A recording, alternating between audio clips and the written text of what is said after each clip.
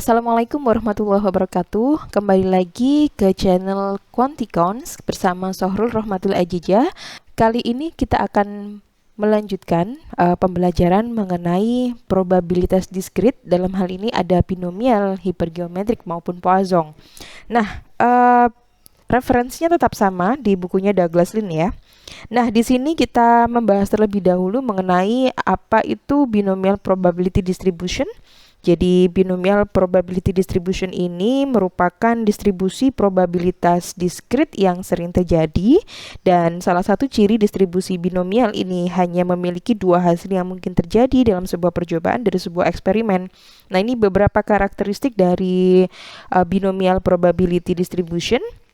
Yang pertama adalah hasil percobaan dari sebuah eksperimen dikategorikan menjadi salah satu dari dua kategori yang tidak terikat satu sama lain, ya, sukses atau gagal. Jadi hanya ada dua possibility outcome. Kemudian outcome-nya mutually eksklusif ya, jadi tidak saling terkait satu sama lain. Kemudian variabel acak menghitung jumlah sukses yang muncul pada sebuah percobaan. Kemudian setiap percobaan itu saling bebas ya, jadi independen gitu, yang artinya hasil dari satu percobaan tidak mempengaruhi hasil percobaan yang lain. Jadi contohnya kalau distribusi probabilitas binomial ini misalnya nih gitu ya, kita ada pernyataan misalnya benar atau salah, jadi cuman ada dua opsi, yaitu benar atau salah. Kemudian satunya lagi misalnya sebuah produk diklasifikasikan sebagai dapat diterima atau tidak dapat diterima, misalnya kayak gitu. Kemudian ada lagi misalnya contoh menganggur, tidak menganggur, atau memiliki pekerjaan gitu ya. Atau misalnya lagi sukses atau gagal, misalnya kayak gitu ya. Nah, itu adalah ciri-ciri dari binomial probability distribution. Nah, ini formula untuk distribusi probabilitas binomial. Jadi rumusnya adalah seperti ini, kombinasi nx kemudian p gitu ya, dipangkatkan x kali 1 min p, kemudian dipangkatkan n min x itu sendiri. Kemudian di mana C ini adalah kombinasi, kemudian N adalah jumlah percobaan, X itu adalah variabel acak yang menyatakan jumlah sukses, kemudian P itu adalah probabilitas sukses untuk setiap percobaan ya. Jadi kita menggunakan huruf Yunani P di sini. Ini menunjukkan sebuah parameter dari populasi binomial. Jadi jangan menyamakan pi di sini dengan konstanta matematika yang nilainya 3,1416 ya. Jadi berbeda. Oke, contoh dari binomial probability di sini terdapat 5 penerbangan pesawat setiap harinya dari Pittsburgh menggunakan US Airways ke Bradford, Pennsylvania Regional Airport. Misalkan probabilitas penerbangan datang terlambat adalah 0,2, maka berapa besar peluang tidak ada penerbangan terlambat hari ini? Nah, opsinya adalah terlambat atau tidak, maka itu contoh dari binomial. Berapa besar peluang hanya satu penerbangan yang terlambat pada hari ini? Begitu ya. Nah, solusinya kita pakai rumus binomial probability. Kemudian di sini probabilitas penerbangan yang terlambat adalah 0,2, maka nilai pi ya, di mana pi tadi adalah probabilitas sukses untuk setiap percobaan ya. Sukses dalam contoh kasus ini adalah sukses terlambat ya. Jadi 0,2. Jadi pi-nya adalah 0,2, kemudian ada 5 penerbangan sehingga n-nya itu adalah 5. Kemudian X itu adalah variabel acak menunjukkan jumlah suksesnya. Nah, dalam hal ini sebuah sukses adalah jika pesawat datang terlambat. Jadi kalian harus bisa mengidentifikasi suksesnya itu apa gitu ya dalam soal tersebut. Karena tidak ada pesawat yang datang terlambat, maka X-nya atau ya percobaan gagalnya atau alias on time itu dikatakan gagal dalam contoh soal ini. Nah, itu adalah 0. Maka kita bisa mencari probabilitas 0. Maka kita masukkan aja ke n-nya 5, kemudian kombinasi x-nya adalah 0, kemudian 20 pangkat 0 dan seterusnya. Ketemunya adalah 0,3277. Kayak gitu. Jadi probabilitas tidak ada penerbangan terlambat pada hari ini adalah 0,3277. Ya, ini kalau digambarkan ya, kalau kita bikin terus dengan menggunakan rumus ini, kita coba kalau kan ada 5 flight kan. Kalau kita coba misalnya nggak ada yang on time gitu ya, 0, artinya nggak ada yang datang terlambat gitu ya. Misalnya tidak ada yang datang terlambat 0, kemudian 1, 2, sampai 5, kita bikin probabilitasnya seperti ini, maka kalau dijumlah ya pastinya sama dengan 1 gitu ya. Terus dibuat gambar, ternyata hasilnya seperti ini. Nah, sekarang bagaimana mengukur nilai rata-rata atau mean dan nilai variance dari distribusi binomial? Rumusnya sangat mudah di sini, yaitu rata-rata binomial adalah n dikalikan dengan pi. Kemudian variansnya adalah n dikalikan dengan pi atau minnya itu sendiri dikalikan 1 min pi. Gitu ya. Untuk contoh banyaknya penerbangan terlambat, ingat kembali bahwa tadi pi-nya adalah 0,2 dan n-nya adalah 5, gitu ya. Maka berapa rata-rata jumlah pesawat yang terlambat? Ya, 1 ya. Jadi rata-ratanya adalah 1, kemudian variansnya adalah 0,8. Kemudian kita juga bisa membuat ya di Excel gitu ya dengan beberapa opsi jumlah penerbangan yang terlambat. Nah, ini kalau rata-rata minnya, jumlah min kalau di total ini 1, kemudian ini adalah jumlah variansnya. Kemudian bagaimana kita membaca binomial distribution table? Jadi kalau rumus yang tadi di distribusi binomial yang udah kita pakai gitu ya, itu dapat digunakan untuk membangun distribusi probabilitas binomial untuk semua nilai n dan p. Namun untuk nilai n yang besar, perhitungannya tentunya akan memakan waktu yang lebih lama kan. Nah, untuk memudahkan itu, maka kalau di bukunya Douglas Lynn itu ada di lampiran B9, itu menunjukkan hasil dari penggunaan rumus tersebut untuk semua nilai n dan p. Jadi kalau kita lihat nih, ini tampilan salah satu contohnya di tabel 62 ini menunjukkan sebagian dari lampiran B9 ya. Untuk n-nya itu adalah 6 dan pi-nya dengan berbagai macam kemungkinan pi-nya ya. Nah, binomial distribution ini juga bisa pakai perangkat lunak ya, Megastat. Jadi di sini bisa digunakan untuk menghitung probabilitas untuk distribusi binomial. Jadi contohnya misalnya gini ya,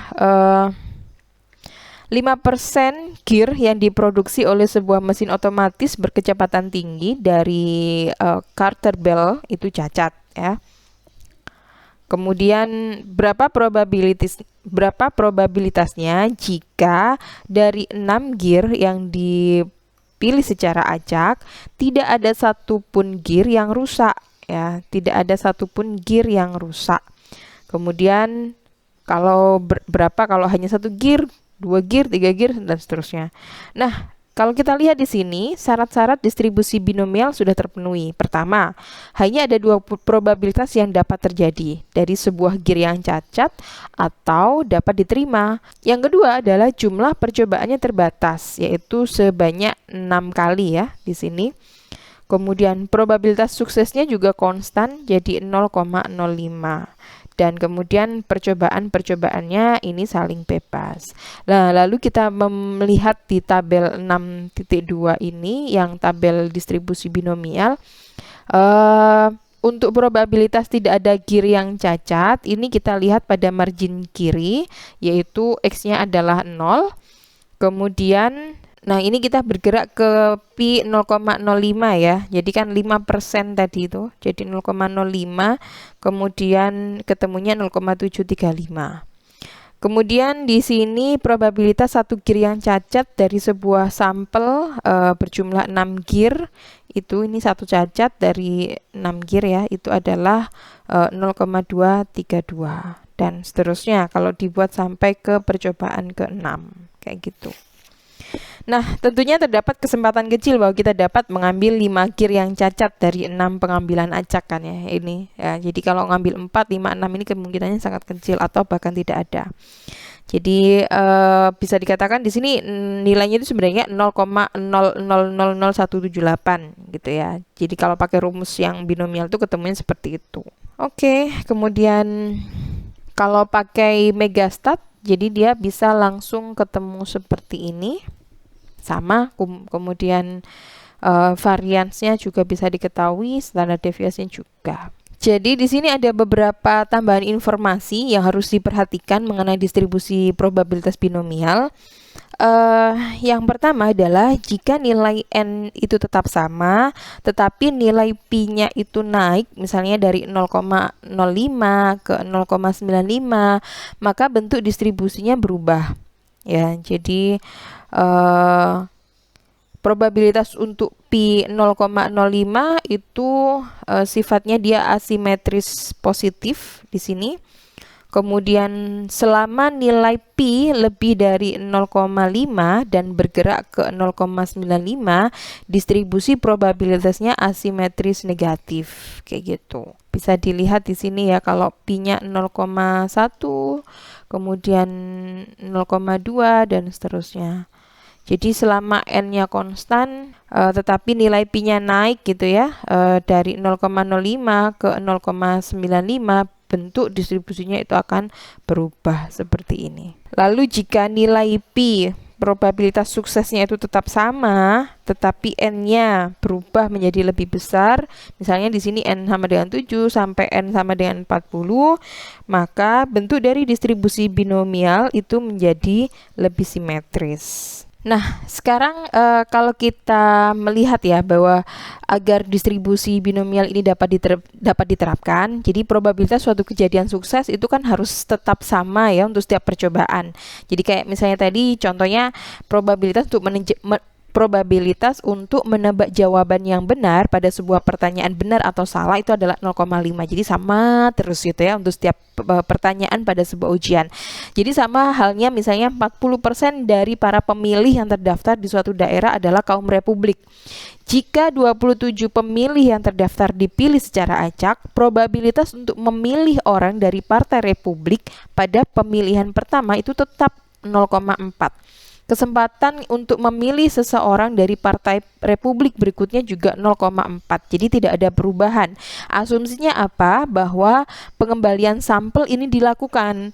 Jadi dikembaliin lagi gitu ya. Kan dengan asumsi bahwa pengembalian sampel itu dilakukan gitu ya. Artinya bahwa orang yang terpilih tadi ditempatkan kembali ke populasi sebelum orang berikutnya dipilih. Nah, tapi kebanyakan pengambilan sampel itu kan dilakukan tanpa pengembalian. Jadi dengan demikian jika ukuran populasinya kecil, probabilitas untuk masing-masing pengamatan akan berubah dong, gitu ya. Contohnya misalnya gini, jika populasinya adalah 20 barang. Jadi ada 20 barang nih misalnya gitu ya. Kemudian probabilitas untuk memilih sebuah barang tertentu dari populasi tersebut adalah 1/20 misalnya. Jika pengambilan sampel dilakukan tanpa pengembalian, maka setelah pemilihan pertama tentunya hanya 19 barang yang tersisa. Maka probabilitas mengambil sebuah barang tertentu pada pemilihan kedua itu hanya 1/19. Nah, untuk pemilihan ketiga probabilitasnya tentu jadi 1/18 dan seterusnya. Nah, ini mengasumsikan bahwa populasinya dapat dihitung atau finite. Nah, artinya jumlah populasi diketahui dan jumlahnya pun cukup kecil, gitu ya. Ini yang disebut dengan finite population. Kita juga ingat kembali ya bahwa kriteria dari distribusi binomial adalah probabilitas suksesnya tetap sama dari satu percobaan ke percobaan lain. Karena tadi probabilitas sukses tidak sama dari satu percobaan ke percobaan lain ketika pengambilan sampel dilakukan pada sebuah populasi yang cukup kecil tanpa pengembalian seperti contoh ini tadi, maka distribusi binomial tidak bisa dilakukan kan? Nah, oleh karena itu kita bisa pakai distribusi hipergeometris. Oleh karena itu, jika sebuah sampel dipilih dari sebuah populasi yang dapat dihitung, ya, finite population, tanpa pengembalian, dan jika besar sampel N lebih dari 5% dari populasi, maka distribusi yang bisa digunakan itu adalah hipergeometris. Untuk menghitung probabilitas jumlah untuk menghitung probabilitas untuk sejumlah tertentu kejadian sukses atau gagal. Jadi hipergeometris ini cocok ketika ukuran populasinya kecil, kayak gitu. Ya, kita pakai hipergeometris. Jadi sama seperti binomial, jadi tetap dua possible outcomes. Kemudian tapi syaratnya ini tidak ada pengembalian. Jadi makanya istilahnya probabilitas suksesnya itu tidak sama. Kalau binomial kan dikembalikan lagi. Jadi probabilitas suksesnya sama kayak gitu. Oke, rumus dari hipergeometris distribution seperti ini ya, di mana N besar itu adalah jumlah populasi, kemudian S besar itu adalah jumlah sukses dalam populasi tersebut, X itu adalah jumlah sukses pada sampel, kemudian N adalah jumlah percobaan, dan C ini adalah simbol kombinasi. Contohnya nih, untuk kasus hipergeometris ya, Playtime Toys memperkerjakan ada 50 orang di Departemen Perakitan. Kemudian 40 diantaranya itu adalah anggota serikat kerja. 5 bekerja dipilih secara acak untuk membentuk sebuah komite untuk bertemu dengan pengelola perusahaan tentang waktu dimulainya shift kerja. Nah, berapa probabilitas 4 dari 5 yang terpilih itu adalah anggota serikat pekerja. Jadi solusinya adalah, kan di sini jumlah pekerjanya adalah 50 ya, yang ada di Departemen Perakitan ya. Kemudian seorang pekerja dapat dipilih untuk menjadi anggota komite kan hanya sekali ya kan, nggak mungkin satu orang itu dia statusnya anggota sama tidak kan, nggak mungkin. Jadi harus milih salah satu. Kemudian dengan demikian pengambilan sampel dilakukan tanpa pengembalian ya kan, jadi nggak dibalikin lagi. Maka probabilitas terpilihnya seorang pekerja yang juga anggota serikat kerja berarti kan berubah dari satu percobaan ke percobaan lain. Maka kita pakai distribusi hipergeometris. Kita masukkan rumusnya. N-nya adalah 50, sampel jumlah union employees-nya itu adalah 40 orang tadi, kemudian jumlah pekerja yang juga anggota serikat pekerjanya itu adalah 4, kemudian jumlah pekerja yang dipilih itu adalah 5. Kalau kita masukkan ketemunya 0,431.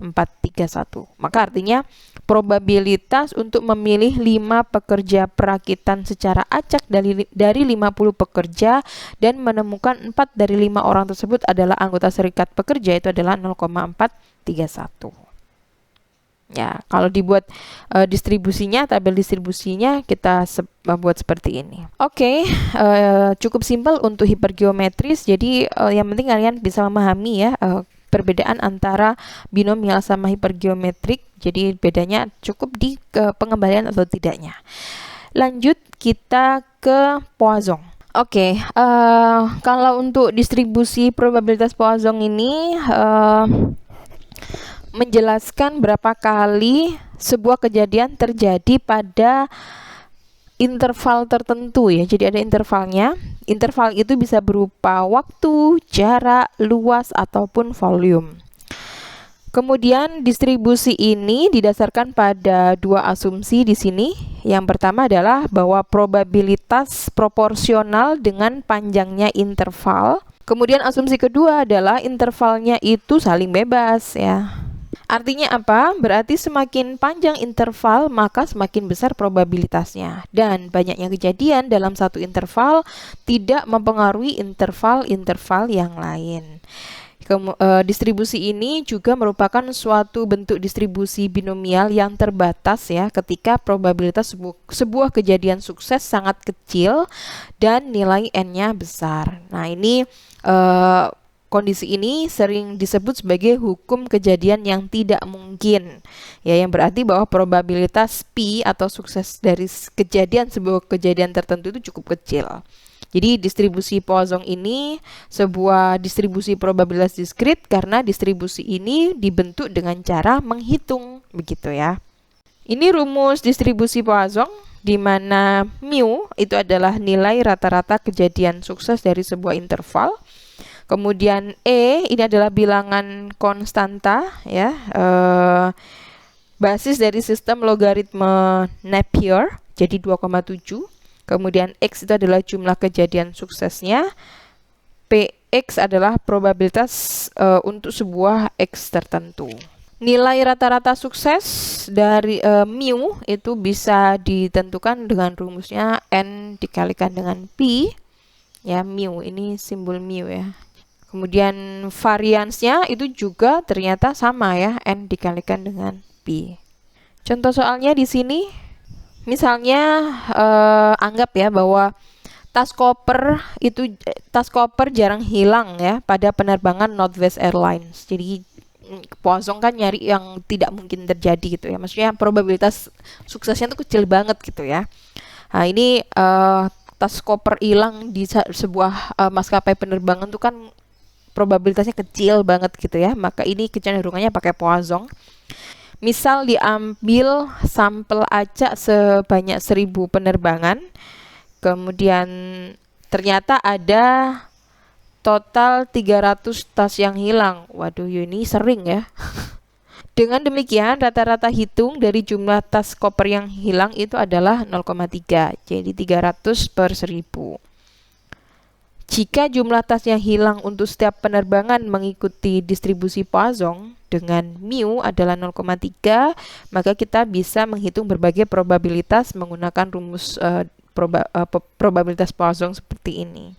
Kalau misalnya contoh probabilitas tidak kehilangan satu tas pun, itu adalah berarti kan 0 ya, probabilitas dari 0 itu adalah 0,74, jadi sangat gede, nggak ada yang hilang gitu ya. Terus kalau kita bikin tabel gitu ya, sampai misalnya sampai ke 7, nah hasilnya seperti ini. Untuk yang 0,3 ya, hasilnya seperti itu. Jadi kalau kita lihat probabilitas nolnya cenderung jauh lebih besar. Oke, mungkin seperti itu untuk distribusi probabilitas diskrit. Kita udah belajar binomial, hipergeometrik maupun Poisson. Selamat belajar, jangan lupa baca kembali buku Douglas Lin, baik edisi bahasa Indonesia maupun bahasa Inggris. Semoga bermanfaat. Terima kasih. Assalamualaikum warahmatullahi wabarakatuh.